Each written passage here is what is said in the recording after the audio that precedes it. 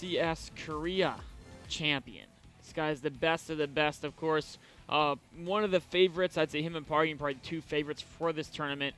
An absolutely beast of a Terran. He's in the bottom left-hand location, the pink Terran, MaruPrime. And his opponent, one of the top couple Zerg players from China. Plays in European events often, actually. I think he was trying to qualify for WCS Europe earlier. Although China-Europe is problematic with latency. We have the red Zerg, XiGua. And why don't you tell us about these guys' groups? Yes. That they were playing. So this tournament originally had 16 players in it. Maru was in a group with Jim, Moonglade, and Calm, and he actually lost a series. Who did he lose a series to? Oh, okay. They were 2-game series, so he tied with Moonglade. Yeah, they don't play best of 3s in the group stage. He just played 2 games. So Maru had a total map score of 5-1. Maru has already 2-0 Jim. He's already 2-0 Calm, and he went 1-1 against Moonglade. But actually, the fact that he 2-0 Calm and Jim is pretty scary. That's huge. And Calm, a lot of people say one of the best Zergs from China. 2-0ing him, I mean, XiGua has his work cut out for him. XiGua in his group, he was second in a group involving Hero, Iagus, and Love CD. XiGua took a 2-0 over Love CD. He lost 0-2 to Hero, and he tied Iagus.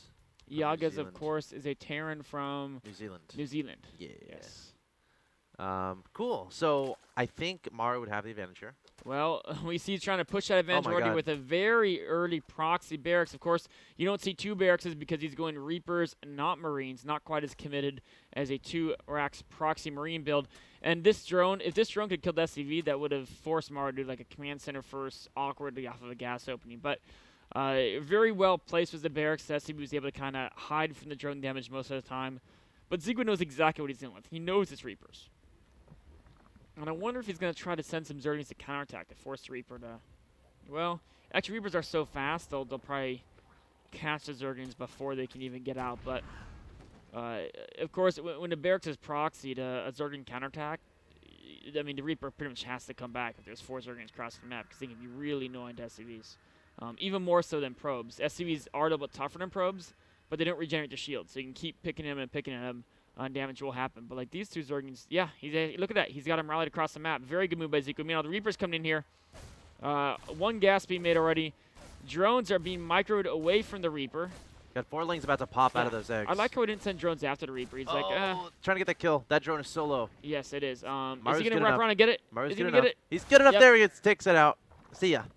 Quick shot. Meanwhile, we do have Running 2 away. Zerglings crossing the map. This could Ooh. be annoying. What's the progress on that command center?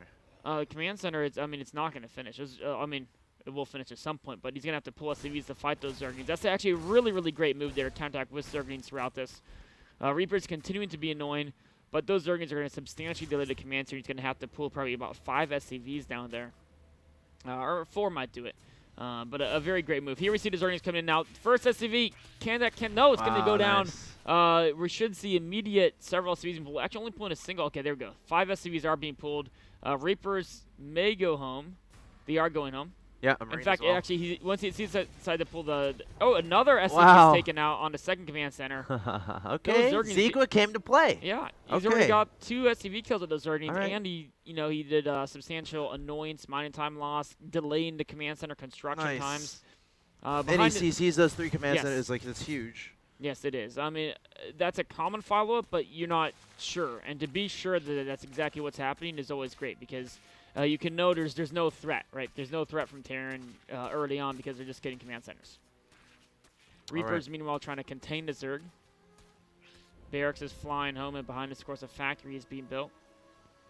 From here, XiGua also making a lot of drones. Of course, he identified those 3 command centers, so he sees that his opponent is investing a lot into his economy. XiGua does not want to fall behind, so he's going to have to do the same thing, making all those drones. The other side of it is maybe investing into a gas, maybe investing into a baneling nest and going for a big... Or like roaches or something. Right, going for a big mid-tier attack to try to take advantage of the fact that your opponent is not investing a lot into his own tech and a lot into his own production and army. But XiGua right here making the decision, taking 3 bases, going to a late game. So XiGua, I think, dealt very well with that early Reaper attack. If you look at units lost, it's actually very even between the players. I think it's 4 SCVs down Yeah, Zeke was able to kill 4 SCVs with there's a scouting one, of course. There's the one that built the barracks and scouted that died, and he got 3 SCV kills with his Zerglings. And MaruPrime's only gone 2 drone kills with the Reapers. So XiGua has had an excellent defense, and he's definitely a little bit ahead in the game. Now, the supplies can be deceiving. He's not as ahead as the supply indicates. And the reason the supply can be deceiving is because... It's 3 command centers. Yeah, Maru spent all his resources getting command centers, which, of course, take up 0 supply. In fact, they give you extra supply. And look at this. Maru is actually getting a 2nd factory here. So this could be a Blue Flame Hellion build. The Zerglings are going to spot it! Oh, that's a great move by XiGua. Now he has speed, of course. The leans will be taken out, but the scouting was definitely worth it. Seeing double factories instantly throwing down a Roach Warren in response. Wow, Maru, he wanted to hide that. He wanted to keep it hidden, but XiGua able to get in there with those lings. Very cool to see. Oh, and a Reaper. Maru saying, you scout me. I'm going to try to scout you. It gets all the way into the main base here. It's going to see that the layer is not done. It's going to tell him there's definitely a 3rd base if he... yeah, he's already spotted 3rd base anyway, so he already knew that. But he sees the lack of a 2nd gas there. It actually doesn't tell him too much either. So he doesn't really know too much of what's going on. But we do see Roaches are being upgraded. Now, the big question is he gonna go buy? Yeah, he's gonna go bio behind us. It's not a full mech commitment. You can tell because there's a tech lab on the barracks, and of course that's gonna be used to research either stim or combat shield. There's nothing to switch that tech lab to, so it's not like he's just building it to switch. There we go. There's the stim. So it's gonna be Blue Flame Hellions, but it is gonna be a bio follow up. And if XiGua commits too hard to Roaches, you know, traditionally bio is often very strong against Roaches, but with this many Hellions built early, maybe there's like a 1-1 speed Roach timing. You know, Maru is not going to have many tanks or Widow Mines. His upgrades aren't even started yet. So there's going to be... Roaches are going to have a 2 armor because they have a base of 1. And 2 armor against Marines who do 6 base damage. Takes off 50% of their... so he might just make a bunch of Roaches right now. Yeah, and try to hit that 1-1 Roach speed timing. Of course, he has 5 Overlords in production too, which shows that he wants to free up that supply so he can make more and more Roaches. A brilliantly designed build here to kind of counter this Hellion play.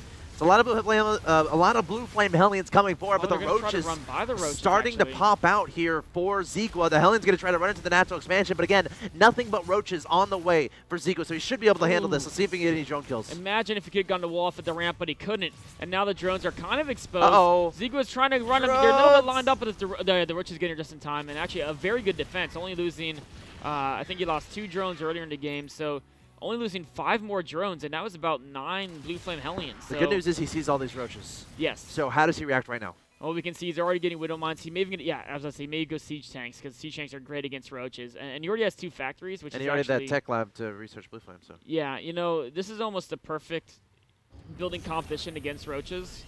In the long run, Bio does good against Roaches, but only once you have a lot of medevacs, only once you have upgrades, which right now he's behind in upgrades. In the short term against Roaches, actually, tanks are always the best thing against Roaches. Tanks just obliterate Roaches. And having being able to produce tanks and Widow Mines at the same time. In fact, he's actually going to go double tech lab and really crank out siege tanks. And even though XiGua's, I think he's come out on top against both the things Maru does. He's defended the Reapers very well, and the Blue Flame Hellions did basically nothing. So XiGua's way ahead in that respect. But you said you were scared, and that's because Roaches. Yeah, and he's making drones. So like. And he also started +2 missiles. So, like, it's one of those situations where if he does it over again, here's the theory. Okay, so that's what I was going to say. You make the Roaches to defend against the Blue Flame Hellion. Like, you make, like, maybe 12, maybe 15 Roaches. But then after that, after you defend the Blue Flame attack, you want to make your opponent think you're going for the Mass Roach play. That's great. But I feel like instead of going for the +2 missile, or instead of investing into more Roaches, going into drones a little bit earlier and immediately starting +1 melee and going into Carapace and going into Ling and Baneling Muta. Yeah. But the main idea behind those Roaches, defend against that thing you scouted. Defend against that Blue Flame Hellion play, and then scare your opponent into thinking you're doing a Roach all-in, but then going for that 1-1 hyper-upgraded Zergling, Baneling, Mutalisk competition as the game goes along. Well, I think he definitely wanted to do a Roach attack, but when he popped at the ramp, saw Siege Tank, saw 3 bunkers, he knew it would have been suicide. Yep. But this Roach pack isn't worth this. It can help out a little bit in the battle, and I love how you said how he's transitioning into getting Zerglian upgrades. He's getting the Spire, Infestation Pit, so he's not just saying, if he just stayed on pure mass Roach, once there's like 8 Siege Tanks, he's dead pretty much. And he's been trying to be anointed at 3rd base. He's finding things to do with the Roaches, but he is transitioning behind us. And what's going to work out well is the Mutas could be effective because there's only 2 Widow Mines. and there's a lot of siege tanks. Now, that being said, I mean, there's still a large force from Maru. But, if he can catch these drops, that could be huge. Because Maru is he's not anticipating the mutas. Yeah, because, again, he saw all those roaches. So he's like, okay, you're going for like a roach hydra composition. Oh, you also have +1 missile. That tells a little bit more. Oh, you're about to have +2 missile. He doesn't necessarily know about these mutas. The question is, the mutas are going to be across the map. The drops are going to come here. The speedings are going to see the drop. Now, is he going to try to harass with the mutas and defend with ground? Looks like an over was taken out there. Yeah, he is. He's going to keep attacking with the mutas. In fact, he's just going to defend with ground. So the drop's going to be annoying, do some damage. I don't think they'll get the hatchery here. No, he's actually sending the mutas back. So he's going to retreat the mutas. I thought he was going to run to main and try to kill some SCVs first. I think that could have been good. But he really wants to kill these dropships. That can be good too. More mutas on the way. Sack defense being built probably back here. A great spot to put sack defense. Terrans love to drop behind that third base. Oh, does not want to lose too many mutas to Marines. One muta goes down, a second muta goes down, a third muta goes down. Every muta is so important, and that's great target fire in there from Maru as well. Really focus firing the mutas now. He's going to be cleaned up, but getting 3 mutas. These medevacs probably will not get away. Even a Hellion being a little annoying there. But overall, that was still, what Maru lost was more than 3 mutas. And he delays those mutas from being on his side of the map so he can set up those defenses. So now we do see that transition getting the Carapace level 2. We probably will see melee level 2 going up pretty soon. Baning speed and a lot of banings on the way, as well as a hive. And he still has the 2 range upgrades, so his roaches aren't going to be 100% worth it. They're going to tank good damage. But here comes a big push out from Maru. A lot of siege tanks, some widow mines, a lot of marauders in his composition. Okay, here he comes. Baneling's thinking about engaging. Baneling's speed is only halfway done. XiGua trying to buy time. So many Marines, so many marauders. And it's going to be all about positioning and getting those key Baneling detonations. He needs baning speed before he can engage, really. If it's deep on the creep, he can go into that baning speed. But if Maru plays it slow and then stays on the edge of creep, he will need that baning speed before he can engage. So either way, he's kind of fine. Because for Maru to push a creep back, by then baning speed will be done. And if he rushes head first with unsieged tanks, then you won't even need it. Maru, I think, is playing this intelligently, staying on the edge of creep. Yep. With tanks instead of widow mines, it's even more important to be on the edge of creep, even more so than if you had the widow mines. He's slowly pushing creep back, trying to exert himself. A fourth command center is being made. Here comes the attack. +2 Carapace about to finish. The Banelings, I think they meant to come across the bottom, so he's going to back up. Uh-oh. Oh, no. Oh, my God. Oh, my God. Brutal attacks there. Meanwhile, the flank was attempted, but the tanks and widow mines annihilated almost the entire Zerg force there.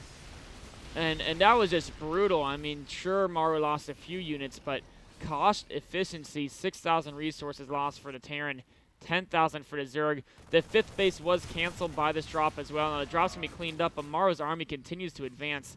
The upgrades are even. It's 2-1 versus 1-2. Speeding's coming in here. There's actually not many Marines. Yeah, there's not a lot of Marines. Widow mines getting into the ground, though, and that's a lot of Speedlings dying. Does XiGua have enough to push this off? Looks like he's going to pick up and get out of there. Muta's in hot pursuit, though. He needs to get overseers to deal with those widow mines, because that's a lot of widow mines. One Muta being bold and over pursuing. Where is his detection? Okay, there it is. Yep.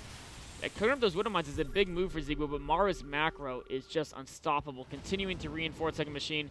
And now he's transitioning to widow mine marine, which is what he wants against his competition. He's been able to, yes, he's lost the tanks and marauders, some of them, but he kind of wants to transition away from them as the roaches become less and less of a threat. Mutas are very close. Oh, I love this actually elevator into here to attack from an angle that there's no creep. A brilliant move by Maru to switch his focus to this direction. Look at this. There's no creep here, and he's got a ramp to play with. Yep. This is like a very common location in TVZ. The Terran loves attacking along this corridor. You're forcing your opponent into that choke point. It's much better than the middle of the map where there's a lot of open space where the Zerg is going to be happy. You want to force them into those choke points so your siege tanks, your splash damage, your widow mines can get that damage done. Oh, here come the Mutas swinging around from another angle, taking out a few Marines. Oh, got to be careful about those widow mines. The Mutas are so important. He cannot afford to lose them. Coming in here again. Now, there is a hive tech done, but not enough resources from XiGua to really utilize the hive tech yet. Maru is relentless pushing forward here. Both players are at 2-2 on their upgrades, so we're even in that respect. XiGua actually dealing with this fairly well, but Maru's reinforcements are now swinging around. Constant chain of units here. Those are all SCVs, but Maru's macro is just beastly. This is a WCS Korean champion guy. He's beating every player in Korea before, and this is exactly why he's that good. Just absolutely on top of all his mechanics. Oh, Baneling's coming in. Gonna be backing away though. Not getting those key detonations. This is so tough. I mean, XiGua has been doing a great job in this game so far, but Maru's macro and micro is just it's too good, man. It is. You know, that one battle went so well for Maru with the Widow Mines, took out all the Banings in the middle there, and all it takes is one mistake, and a player like Maru will be all over you. Just look at this. Another huge force of units coming in through the middle, clearing some of the creep, not even taking the ones further out, just saving a scan for where his main force is. Now, Mutas are actually doing okay against him. Oh, a massive Widow Mine. And all the Mutas just got destroyed. Even if the Banings cleared this up, he just lost all the Mutas there. God, Maru's pretty good at StarCraft 2. Wow. He's also like really young. He is. He's like, what, 16 or something? Yeah, he's a young guy. And he's already won, like we said, at WCS Korea. This guy is insane. But I was really impressed by XiGua. You know? Yeah, no, me too. And what's crazy is the only games I've seen from XiGua, but I've seen actually a couple other ones in other Chinese events, but most of the XiGua games people have seen for most of the years are probably when he was trying to qualify for WCS Europe. And then they're like, oh, he's not as crazy as you think. Well, he's playing from China to Europe, which is probably the laggiest connection you can ever have from any one country to another. True. Maybe Antarctica would be worse. Maybe. But in here, now that he's playing China and Korea, I mean, he went toe-to-toe with Maru for quite a while. His defense was superb. Just that one setup where he didn't anticipate the Widow Mines in the bottom. Yep.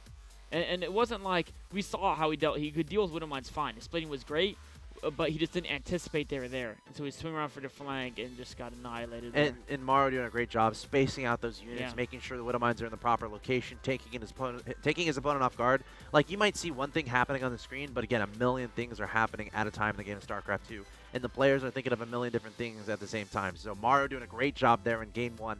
This is a best of 3 of one of the quarterfinals of the StarWars League Season 3. XiGua has some work to do. He must win 2 in a row. We're going to find out what happens. Game 2 coming up.